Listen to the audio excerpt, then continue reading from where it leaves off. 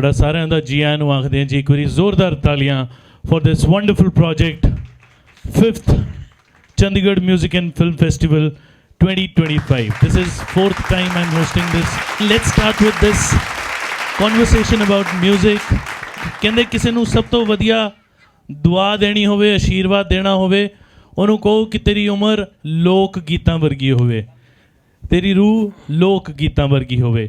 ਸੋ ਇੱਕ ਵਾਰੀ ਜ਼ੋਰਦਾਰ ਤਾਲੀਆਂ for this beautiful group called Manganiyars by Papu Khan ji. And for the conversation, I would like to invite someone who is very versatile, dynamic artist, renowned for her expertise in theatre, film director, poet, healer, and mental health expert. And she's a founder and director of Narrators Performing Arts Society in India. Zordar taaliyan for this beautiful, energetic lady, Nisha Luthra ji. We have always tried कि Chandigarh music and film festival को हम हमेशा एक नई पेशकश दें, एक ऐसा संगीत जो चंडीगढ़ में कम सुनने को मिलता है। हम राजस्थान से उनकी मिट्टी की खुशबू चुरा कर लाए। पप्पू खान जी एंड मांगनियार ग्रुप के साथ हमने पहले भी काम किया है। जब कोरोना टाइम्स में सेकेंड वेव चल रहा था, उसके ख़त्म होते ही हमने एक प्रोडक्शन की थी जहाँ पर ये लोग 15 दिन हमारे साथ यहाँ चंडीगढ़ में रहे थे और हमने फोक म्यूज़िक के ऊपर एक कंटेम्प्रेरी मूवमेंट के साथ एक पूरी स्टोरी वीव की थी और उसका मंचन चंडीगढ़ में हुआ था, जो कि बहुत पसंद किया गया। इसीलिए आज हमने राजेश जी के कहने पर और चंडीगढ़ म्यूज़िक फिल्म फेस्टिवल के लिए इनको दोबारा यहाँ पर आज न्योता दिया। तो कुछ बातें करना चाहेंगे ताकि हम सबको ये पता चले कि किस तरह से, किस खूबी से और किन किन तकलीफ़ों से इन्होंने अपने संगीत को आज भी जिंदा रखा। बहुत मुश्किल होता है कि अपने संगीत के लिए जीना, अपने संगीत को आगे बढ़ाने के लिए अपनी कला को, अपने घराने को हर वक्त उसी के ऊपर काम करना। तो कुछ सवाल हैं जो मैं आपसे करना चाहूँगी। पप्पू जी, मेरा नाम पप्पू खान मंगनियार, मैं राजस्थान बॉर्डर के पास रहता हूँ, करीबन यहाँ से 1300 किलोमीटर दूर रहता हूँ। और आज बहुत मेरा भाग्य है जो आपके सामने इस मंच पर मैं आया हूँ। कितने सालों से मांगनियार घराने से जुड़े हैं? कब से गाना सीखना शुरू किया और कब से गा रहे हैं? हमारा पीढ़ी दर पीढ़ी धंधा यही है, ना हम पढ़ाई करके दूसरी कोई कोस्टिंग नौकरी लेते हैं, ना कुछ नहीं करते हैं। हमारा बच्चे के अगर आप थप्पड़ मारोगे वो बच्चा रोएगा तो सुर में रोएगा। छोटे बच्चे को आप एक बार थप्पड़ मारोगे तो वो रोएगा, सुर में रोएगा, चौथा सुर ब्लैक काला सुर में रोएगा। हमारा धंधा ये है, ना तो हम कोई खेती करते हैं, ना तो हम कुछ नहीं करते, सीधे पढ़ाई ना करते, घर में उठते हैं सीधे हारमोनी पकड़ते, ढोलक खड़ताल हमारा जो धंधा है करते हैं। और राजस्थान में जो जजमान रहते हैं उनके घरों में जाते हैं और गाना बजाना करते हैं और वो हमें कुछ दान देते हैं, उसमें हमारा गुजारा चलता था पहले। मैंने बहुत सारे वीडियोस ऐसे देखे हैं जहां आपके बच्चे जो हैं वो सुबह स्कूल की बजाय रियाज़ करने जाते हैं और बहुत बार मैंने आपसे ऐसे कुछ वीडियोस पाए हैं। तो मुझे ये पूछना है कि क्या आप लोग भी बचपन से जब स्कूल जाया करते थे तो क्या गाना आपके लिए वैसे था जैसे सांस लेना है? स्कूल जाते थे लेकिन पढ़ाई में मन नहीं लगता था, हमारा दिल था गाना गाने का। बस हम बड़े होके कुछ ऐसा गाना गाए, कुछ ऐसा काम करें, हमारे गांव का नाम रोशन करे। तो स्कूल में पढ़ाई में मन लगता ही नहीं था, फिर घर वालों ने पीट के ज़बरदस्ती भेजे तो हम थोड़े बहुत गए हैं, 8वीं 9वीं 10वीं ऐसे कुछ किया है। तो आपके पिछली बार जब आप चंडीगढ़ आए थे आपने मुझसे एक स्टोरी शेयर की थी कि आपके घरों में इतने पुराने इंस्ट्रूमेंट्स, इतने साल पुराने इंस्ट्रूमेंट्स पड़े हैं जो कि एक जिसे कहते हैं संस्कार की तरह आप लोग उनको पूजते हैं। तो उसके बारे में मुझे कुछ बताइए। अब हमारे बीच में एक और ऐसी शख्सियत आने वाली है जिनको शायद आप लोगों ने टीवी या सीरियल में ना देखा हो, बट अगर मैं आपको उनका नाम बताऊंगा और अपने मम्मा या पापा से कॉल करके पूछोगे, they will get really excited about her. तो मैं आप सभी को बताना चाहूँगा, Preeti Sapru is a legendary actress who have worked in Punjabi industry with legendary Gurdas Maan Raj Babbar ji. Along with that, she has also worked in several Bollywood films, that is Lawaris, Avatar. Amitabh Bachchan ji के साथ उन्होंने लावारिस में काम किया है. Avatar film में उन्होंने राजेश खन्ना जी के साथ काम किया है. तो मैं चाहूँगा कि जब वो हमारे बीच में पहुँचे अगले 1 से 2 मिनट में, आप सभी लोग खड़े होकर जोरदार तालियों के साथ उनका स्वागत करेंगे. She is epitome of beauty, grace and timeless charm, the stunning, the evergreen, the mesmerizing. Please put your hands together for Mrs. Preeti Sapru, ladies and gentlemen. आप लोगों की तालियों की गड़गड़ाहट बहुत कम है. जितने सुंदर, जितने ग्रेसफुल, जितने ब्यूटीफुल मैम है, उससे ज्यादा जोर से आप लोगों की तालियों की गड़गड़ाहट होनी चाहिए इस ऑडिटोरियम में.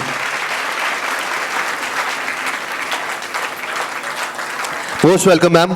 Please have your seat. Ma'am, सबसे पहले तो बहुत बहुत स्वागत है आपका. जी आयानु. Thank you. एंड इससे पहले कि मैं आपसे सवाल पूछने शुरू करूं, मैं एक शेर बोलना चाहूँगा. वैसे यूजुअली जब मैं होस्ट करता हूं मैं शेर व शायरी ज़्यादा करता नहीं हूं, पर मुझे जब पता लगा कि आप आ रहे हो तो मुझसे रुका नहीं गया. तो मैंने एक छोटा सा शेर लिख दिया, या कहो कि कहीं से पढ़ लिया और उसको थोड़ा सा चेंज कर दिया. तो वो शेर कुछ ऐसे है कि यूँ तो सैकड़ों हुस्न रोज़ दिखते हैं नुमाइश में, यूँ तो सैकड़ों हुस्न रोज़ दिखते हैं नुमाइश में, पर आपकी सादगी की चमक सब फीका कर देती है. एक बार मैम की सादगी के लिए, मैम की ब्यूटी के लिए, मैम की ग्रेस के लिए जोरदार तालियां हो जाए प्लीज एवरीवन. मैं कहना चाहनी हूँ हिंदी इंग्लिश किसमें whatever ma'am, whatever you are comfortable in. Naman is a very good anchor and congratulations that Thank you so very much, Punjab ma'am. has got another very good talent. Thank you so very much. And kids, it's nice to be here with you all. You are a future of Punjab, future of Bharat, and Chandigarh University gives me a very warm feeling. I have always been very happy to come here and be with you all. I love you all, and I hope and pray a very, very bright future for all of you. Thank you. Thank you so very much, ma'am. And we are truly honored and pleasure to have you over here at Chandigarh University at 5th Chandigarh Music and Film Festival. मैं आपसे फिल्मों के बारे में, cinema के बारे में बाद में बात करूंगा. सबसे पहले मुझे आपसे ये पूछना है, ਤੁਸੀਂ पंजाब ਨੂੰ ਮਿਸ ਨਹੀਂ ਕਰਦੇ? ਪੰਜਾਬ ਨੂੰ ਮਿਸ ਨਹੀਂ ਕਰ, ਪੰਜਾਬ ਨੂੰ ਇੰਨਾ ਮਿਸ ਕਰਦੀ ਆ, ਇਸ ਕਰਕੇ ਆਹਿਸਤੇ ਆਹਿਸਤੇ ਨੇੜੇ ਆ ਰਹੀ ਆ. ਮੈਂ ਬੰਬੇ ਜੰਮੀ ਪਲੀ ਆ. ਮੇਰੇ ਫਾਦਰ ਸਾਹਿਬ ਐਕਟਰ, ਮੇਰੇ ਮਦਰ ਐਕਟਰ, ਅੰਕਲਸ, ਚਾਚੇ ਬੱਚੇ ਸਾਰੇ ਐਕਟਰਸ, ਅਤੇ ਉੱਥੇ ਹੀ ਜੰਮ ਕੇ ਨੈਚੁਰਲੀ ਮੁੰਬਈ ਵਿੱਚ ਹੀ ਮੈਂ ਪੜ੍ਹੀ ਲਿਖੀ. ਐਂਡ ਉੱਥੋਂ ਜਦ ਪਹਿਲੀ ਵਾਰ ਪੰਜਾਬ ਆਉਣ ਦਾ ਮੌਕਾ ਮਿਲਿਆ, I was very young. I did sarpanch at the age of 15. And ਉਸ ਦਿਨ ਤੋਂ ਲੈ ਕੇ ਮੈਂ ਡਿਸਾਈਡ ਕਰ ਲਿਆ, ਬੰਬੇ ਦੀ ਕੁੜੀ ਨੇ ਪੰਜਾਬ ਦੀ ਮਿੱਟੀ ਨੂੰ ਛੂ ਲਿਆ ਸੀ ਔਰ ਇਹ ਡਿਸਾਈਡ ਕਰ ਲਿਆ ਸੀ ਕਿ ਇਹਨੂੰ ਨਹੀਂ ਛੱਡਣਾ. ਅਤੇ ਉਸ ਦਿਨ ਤੋਂ ਲੈ ਕੇ ਅੱਜ ਤੱਕ 45 years ਪੰਜਾਬ ਆਉਂਦੀ ਰਹੀ ਹਾਂ. ਔਰ ਹੁਣ ਮੈਂ ਮੇਰੇ ਬੱਚੇ ਜਾ ਰਹੇ ਨੇ ਅਮਰੀਕਾ ਨੈਕਸਟ ਈਅਰ ਪੜ੍ਹਨ ਲਈ, ਫਿਰ ਮੈਂ ਆ ਕੇ ਇੱਥੇ ਪੰਜਾਬ ਹੀ ਰਵਾਂਗੀ. ਮੈਮ, ਮੇਰੀ ਇੱਕ ਰਿਕੁਐਸਟ ਹੈ, ਛੋਟੀ ਜੀ ਗੁਜ਼ਾਰਿਸ਼ ਹੀ ਕਹਿ ਲਓ ਬਸ. ਪੂਰੀ ਤੁਸੀਂ ਕਰੋਗੇ ਨਹੀਂ ਕਰੋਗੇ ਉਹ ਮੈਨੂੰ ਨਹੀਂ ਪਤਾ, ਪਰ ਜੇ ਤੁਸੀਂ ਪੰਜਾਬ ਆ ਹੀ ਰਹੇ ਹੋ ਤਾਂ ਜਿਹੜਾ ਘਰ ਲੈਣਾ ਨਾ ਤੁਸੀਂ ਚੰਡੀਗੜ੍ਹ ਯੂਨੀਵਰਸਿਟੀ ਦੇ ਲਾਗੇ ਛਾਗੇ ਲੈ ਲਿਓ, ਸਾਡਾ ਵੀ ਦਿਲ ਲੱਗਿਆ ਰਹੂਗਾ ਕਿਤੇ. ਮੈਂ ਪਲਾਨ ਕਰ ਰਹੀ ਹਾਂ ਇੱਥੇ ਫਿਲਮ ਇੰਸਟੀਚਿਊਟ ਖੋਲ੍ਹਣ ਲਈ. Most welcome ma'am, we would be honoured to have you for that as well. ਚਾਹੁੰਦੀ ਹਾਂ ਕਿ ਸਾਡੇ ਬੱਚਿਆਂ ਨੂੰ film editing, camera works and script writing, direction, acting, dancing, ਸਾਰਿਆਂ ਦੀ ਟ੍ਰੇਨਿੰਗ ਇੱਥੇ ਹੀ ਹੋ ਜਾਏ ਐਂਡ ਫਿਰ ਉਹ ਟ੍ਰੇਨਡ ਹੋ ਕੇ फिल्म इंडस्ट्री विच एंटर करन जिन्हों ਨੂੰ इंटरेस्ट है. For sure ma'am. मैम, हमारे पास CU में यहाँ पे अलग अलग जगह से बच्चे हैं, सो आई रिक्वेस्ट यू कि ਅਸੀਂ ਹੁਣ ਪੰਜਾਬੀ ਤੋਂ ਥੋੜਾ ਜਿਹਾ ਬਾਹਰ ਨਿਕਲ ਕੇ ਇਹਨਾਂ ਨਾਲ ਅੰਗਰੇਜ਼ੀ ਤੇ ਹਿੰਦੀ ਚ ਗੱਲਾਂ ਕਰਾਂਗੇ. Yes, please. And as you already mentioned that whole of your family was from film background, your father and everyone in your family. So was it a little difficult for you to choose this very career, या फिर जब आप छोटे थे तो आपका कोई और career dream था उस टाइम पे? नहीं, मैं आपको ये बताऊं कि मैं बहुत छोटी थी. मैं फारा खान, हम नेबर्स ही थे, उसे भी बहुत डांस का शौक़ था, मुझे भी. कोई ओकेजन ऐसा सोसाइटी में नहीं छोड़ते थे जहाँ डांस का मौका मिले. दिवाली हो, क्रिसमस हो, स्टेज पे चढ़ गए, नाचने लग गए. स्कूल में तो नाचते ही थे. तो फादर साहब चाहते थे, क्योंकि मैं पढ़ाई में भी बहुत अच्छी थी, तो वो चाहते थे कि मैं डॉक्टर बनूं. लेकिन क्योंकि मैं बहुत अच्छी डांसर थी और मुझे वो नेचुरली फिर स्टेज फियर नहीं था, तो मुझे फिल्म्स का शौक़ था ही आई थिंक बचपन से। और क्योंकि प्रोड्यूसर्स का मेरे लिए बहुत इजी था, पापा फिल्मों में काम करते थे, प्रोड्यूसर्स उन्हें लेने घर आते थे, तो नेचुरली देखते। मुझे तो 13 साल की उम्र में फिल्म ऑफर हुई थी एज हीरोइन। मेरे डैडी, ललिता पवार एक्ट्रेस होती थी उस टाइम की, वो उन्होंने किसी प्रोड्यूसर से कह दिया सप्रू साहब की बेटी बहुत खूबसूरत है, उसको फिल्म में ले लो। तो वो आ गए पापा को कि आपकी बेटी को हीरोइन लेना। मेरे डैडी ने उनको भगा दिया, नहीं नहीं नहीं वो पढ़ रही है। मैंने सुन लिया कि मुझे हीरोइन लेने आए।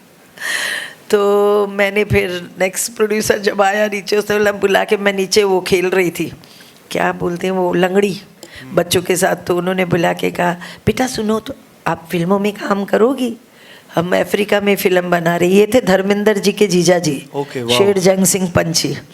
तो मैंने कहा हाँ अंकल मैं ज़रूर करूँगी। तो उन्होंने जाके पापा को ऑफ़र किया। फिर पहली बार मेरे फादर साहब ने मुझ पे हाथ उठाया ज़िंदगी में, तो वो इसीलिए था कि नहीं करेगी काम तो पड़ेगी।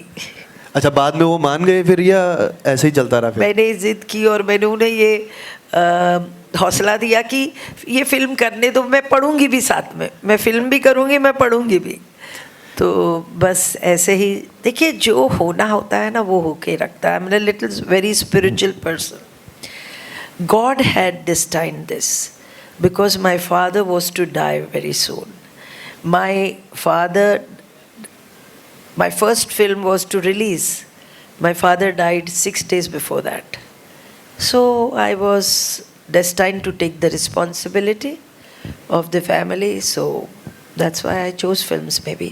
But you indeed stood up to it, ma'am. And आपकी बातों में से एक बात निकल के आई, यू जस्ट मेंशन कि फराह खान मैम और आप पड़ोसी थे। हाँ। तो फराह खान मैम ने कभी ट्राई, आपको पूछा नहीं कि यार प्रीति मैं फिल्म बना रही हूँ तो प्लीज़ इसमें आना यार, हम लोग साथ में काम करते हैं? नहीं, मैं फराह के पास गई थी कि फराह मैं फिल्म बना रही हूँ, उसमें कोरियोग्राफी करती। Okay, she is a very sweet person, I know her from my child. नहीं बट मैम, फराह मैम ने जैसे इतनी सारी मूवीज़ बनाई है जिसमें ऑफ कोर्स हीरोइंस भी रही हैं, हीरोज़ की मदर्स भी रही हैं, तो कभी उन्होंने पूछा हो कि नहीं प्रीति यार ये रोल तेरे लिए लिखा है मैंने, प्लीज़ तू करना यार ये वाला रोल? जैसे मैम बोलती है नहीं प्रीति तेरे को करना पड़ेगा। अरे वाह, फराह का अच्छा कॉपी किया आपने। फराह सज्जू दोनों, साजिद भी फराह भी। अभी थोड़े दिन पहले मैं उनके यहाँ डिनर पे थी, बहुत अच्छे यादें, क्योंकि मेरे फादर साहब और कामरान अंकल, उनके फादर कामरान खान, बहुत अच्छे दोस्त थे, नेबर्स ही नहीं बहुत अच्छे दोस्त भी थे। तो I have really seen both the kids, Farah and Sajid's rise. And मैं ये समझती हूँ बच्चों ज़िंदगी में जो ठान लो वो करना। एक मेरे डैडी कहते थे कि आदमी ना जैसे घोड़े के ऐसे लगे होते हैं कि उसे कुछ नहीं, सिर्फ डेस्टिनेशन दिखती है। तो ज़िंदगी में जो भी करना चाहो, चाहे एक्टर बनना चाहो, डॉक्टर बनना चाहो, इंजीनियर बनना चाहो, जो भी करना चाहो, इतने डेडिकेशन से करो कि कोई साइड चीज़ देखना ही नहीं। Be so focused on what you want to be, only will then you reach your goal. And आपके पेरेंट्स आपके लिए बहुत सेक्रीफाइस करते हैं, क्योंकि आप, आज मैं ये कहना चाहूँगी, मेरे आँखों के सामने ही एक बहुत बड़ा प्रोडक्शन हाउस होता था, नारंग फिल्म्स। मेरे डैडी के दोस्त थे, बहुत सारी फिल्में बनाई उन्होंने। मैंने भी उनकी एक फ़िल्म की है, किस्मत वाला, मिठुन चक्रवर्ती के साथ और रंजीता और मैं। तो वो फैमिली इतनी राइज करके गई, और हमारे फिल्म लाइन में कहीं ये ड्रॉबैक रहा है हमारे फिल्मी बच्चों में कि पेरेंट्स ने एजुकेशन की तरफ इतना ज़ोर नहीं दिया बच्चों के। तो मतलब सारे की सारे फिल्मी एक्टर ही बनना चाहते।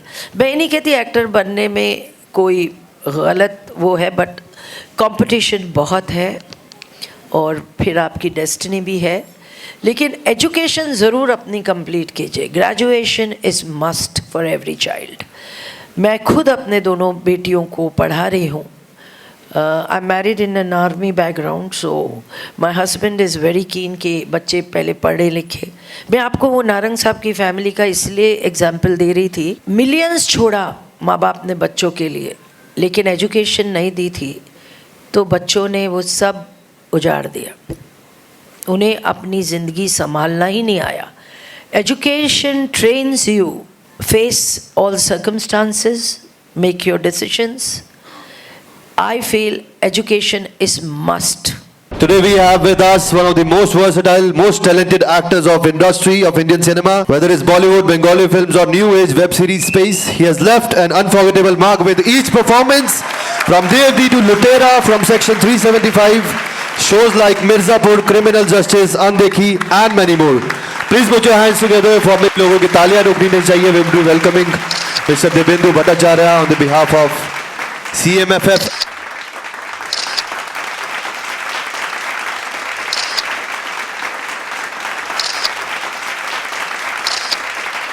We have seen you in so many magnanimous movies and series, and I particularly have seen you in Mirzapur, Devdi, all these full wonderful series, and I particularly feel truly blessed to sitting beside you. एक बार sir के लिए फिर से जोरदार तालियां हो जाएं. He has been an inspiring, really versatile and a wonderful actor of Indian cinema. Sir, firstly, you have grown up in Bengal, and then you probably shifted to Mumbai. You have worked in Bengali cinema, now you are working in Bollywood cinema as well. So what difference you particularly see in both these genres? नहीं, cinema का कोई भेदभाव नहीं होता है, जात धर्म नहीं होता है, सिनेमा सिनेमा होता है. तो चाहे वो हॉलीवुड की सिनेमा हो, हॉलीवुड की फिल्म हो, बॉलीवुड की हो या फिर टॉलीवुड की हो, कहीं की भी हो, बस वर्क कल्चर की थोड़ी सी डिफरेंस हो सकता है. डिफरेंट डायरेक्टर्स डिफरेंट तरीके से चीज़ें करते हैं, डिफरेंट सोशल एस्पेक्ट में लोग डिफरेंट सोशली बिहेव करते हैं, कल्चरल डिफरेंसेस होते हैं. बस यही डिफरेंसेस होते हैं बिकॉज हमारा देश ही ऐसा है कि so many different diversities के लोग हैं, कल्चर्स है, तो वही डिफरेंस है. बाकी सिनेमा में तो कोई डिफरेंस नहीं है. So, sir, as you already mentioned, cultural differences. So how the cultural atmosphere of Bengal has shaped you in a person or an artist that you are today? No, the cultural atmosphere, I always tell people that Calcutta is the cultural capital of India, क्योंकि एक ज़माने में जितनी भी दुनिया में धाकर directors बने वहीं से बने. Even if you see the literature also, Rabindranath Tagore से लेके Sharat Chandra Chatterjee, Bankim Chandra Chattopadhyay. So there are lot of legends we have like we have in Calcutta. So ऐसी जगह से पैदा हुआ बंदा जो है थिएटर करेगा ही लाजमी है, मतलब थिएटर तो करना ही है. और हमारे कल्चर के बारे में बोला जाता है कि हमारे टाइम में, actually I am not from the Google generation, sorry, हमारे टाइम में कोई भी सवाल मन में उठता था तो वो सवाल लेके अगर किसी टीचर के पास जाते तो टीचर हमको एक किताब पकड़ा देते थे, बोलते थे इसी में है ये सवाल का जवाब, ढूंढ लो. तो ढूंढ लो. तो उसके चलते पूरी किताब पढ़नी पड़ती थी.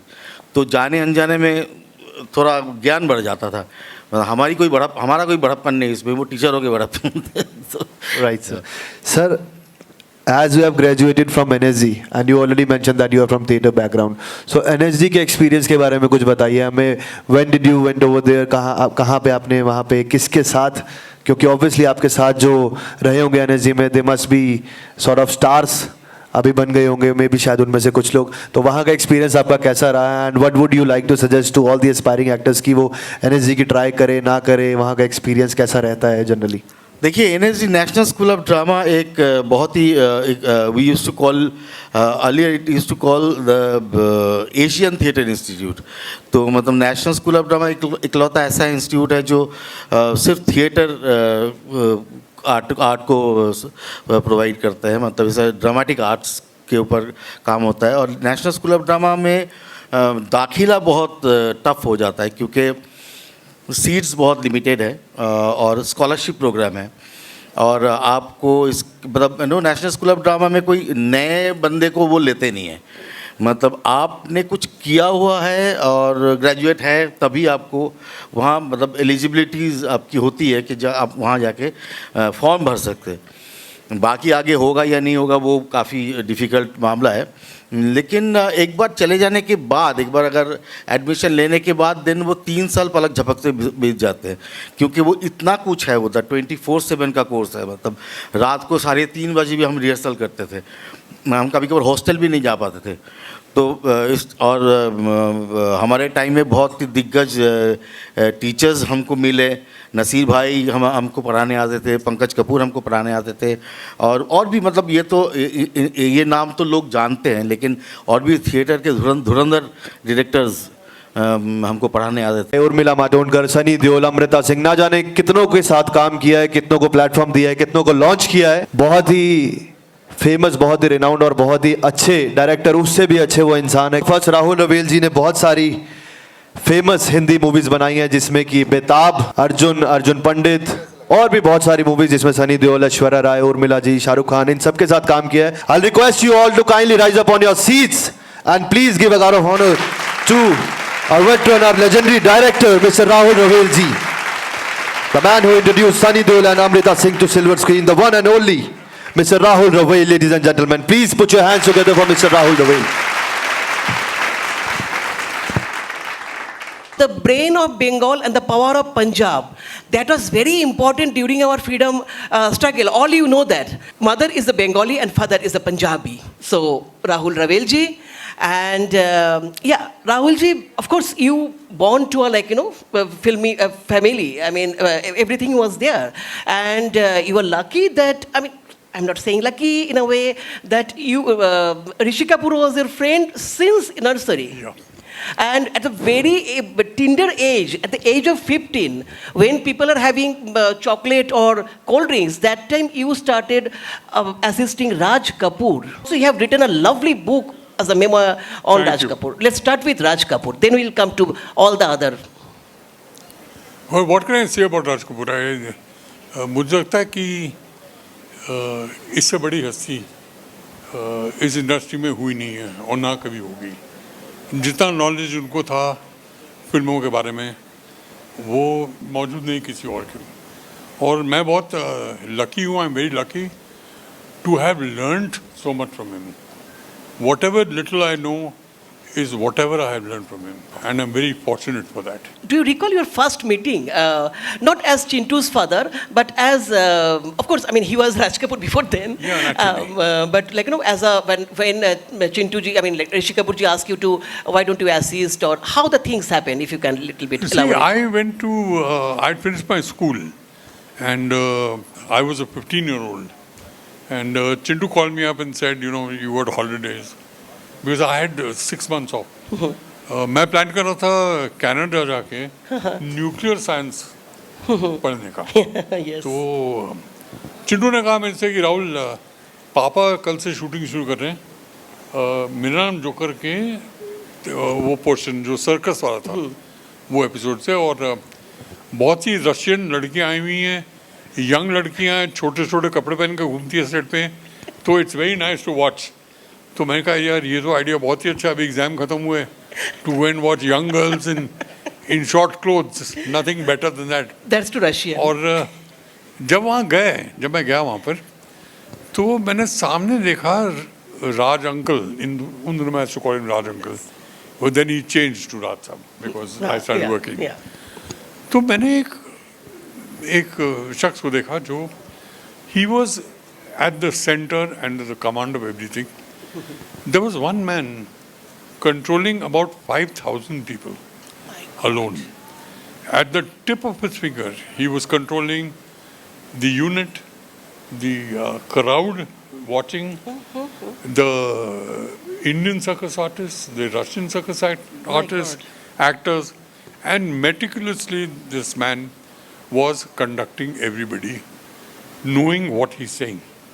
He just stood there and I was mesmerized looking at him.